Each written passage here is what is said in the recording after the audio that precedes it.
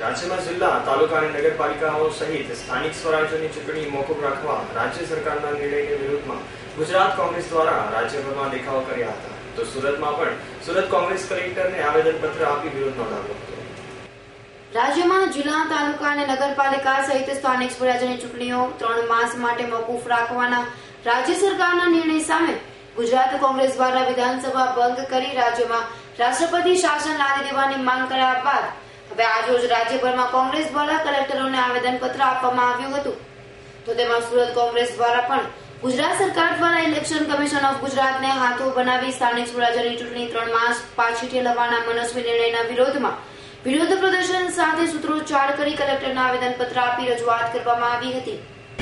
આ રાજ્યની સરકાર કાયદોની પરિસ્થિતિ કથળી ગઈ છે, એનો સ્વીકાર કર્યો છે અને આ ગુજરાત વિધાનસભા કોંગ્રેસ પક્ષના નેતાએ વારંવાર વિધાનસભાની બહાર કાયદોની પરિસ્થિતિ વિશે ઘણી વખત ઉજાગર કર્યા છે. આ સરકારને ખબર પડી ગઈ કે ગુજરાતની પ્રજાનું વલણ પારખી ગઈ.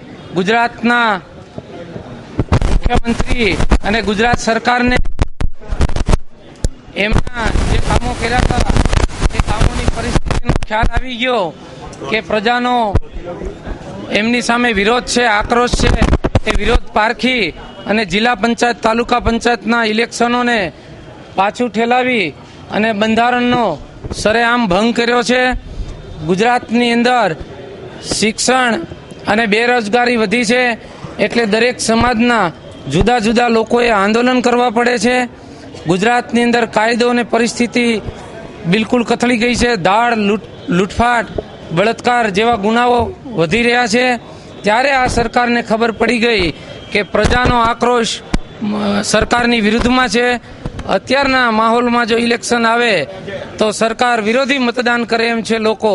એટલા માટે એણે તાત્કાલિક એક ઠરાવ પસાર કરી અને એક અલ્ટિમેટમ બહાર પાડી અને વટહુકમ બહાર પાડી અને ગુજરાત સરકારની જે લોકશાહીની અંદર ભંગ કરી, જે ઇલેક્શનોની તાલુકા પંચાયત, જિલ્લા પંચાયતોની જે સમય મર્યાદામાં કરવું પડે એને પાછું ઠેલાવી અને આ સરકારે જે લોકશાહીની પ્રણાલિકાનો ભંગ કર્યો છે એનો સખત શબ્દમાં કોંગ્રેસ વખોડી કાઢે છે.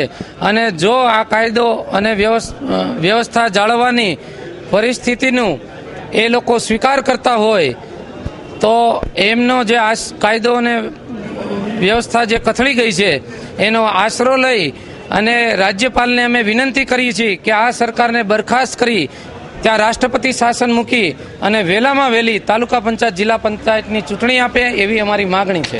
પાર્ટીની ગુજરાતની સરકાર વારંવાર લોકશાહી અને લોકો દ્વારા ચાલતી સરકારનું ગુજરાત મોડલની જે વાત આખા દેશમાં કરીને જે લોકસભાની ચૂંટણીમાં જે વિજય મેળવો તે ભારતીય જનતા પાર્ટીના લોકોએ 16 મહિના પછી જે જિલ્લા પંચાયત અને તાલુકા પંચાયતની ચૂંટણી આવે છે એ ચૂંટણીનું કોમી અને કાયદો વ્યવસ્થાની પરિસ્થિતિ બગડી ગઈ છે એવું દાખલ કરીને એક ગેઝેટમાં જોગવાઈ કરીને રાજ્યપાલની પાસે દબાણ કરીને એક વટહુકમ બહાર પાડીને આજે કેબિનેટમાં એ પસાર કરીને જિલ્લા પંચાયત અને તાલુકા પંચાયતની ચૂંટણી પાછી ઠેલવાનો જે પ્રયત્ન કર્યો છે એને ગુજરાત પ્રદેશ કોંગ્રેસ સમિતિ અને ગુજરાતના તમામ કોંગ્રેસના આગેવાનો, સુરત શહેર કોંગ્રેસ સમિતિ, સુરત જિલ્લા કોંગ્રેસ સમિતિ વખોડી કાઢે છે.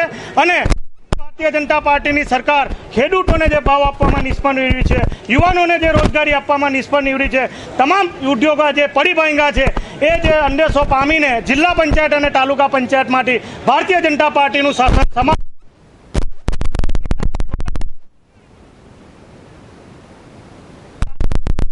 મોડલની જો સાચી વાત હોય એ ગુજરાત મોડલ અપનાવે અને મોદી સાહેબ રાજધર્મ નિભાવે એવી માંગણી કલેક્ટરશ્રીને જિલ્લા કોંગ્રેસ સમિતિ તરફથી અને જિલ્લા સુરત શહેર કોંગ્રેસ તરફથી અમે આવેદનપત્ર આપીને સુરત કોંગ્રેસ દ્વારા કલેક્ટરને આવેદનપત્ર આપી પાછી ઠલવાયેલી ચૂંટણીઓ સમયસર કરાવવા માંગણી કરી હતી. આ સમયે મોટી સંખ્યામાં કોંગીઓ જોડાયા હતા. Bureau report, S9 news, Surat.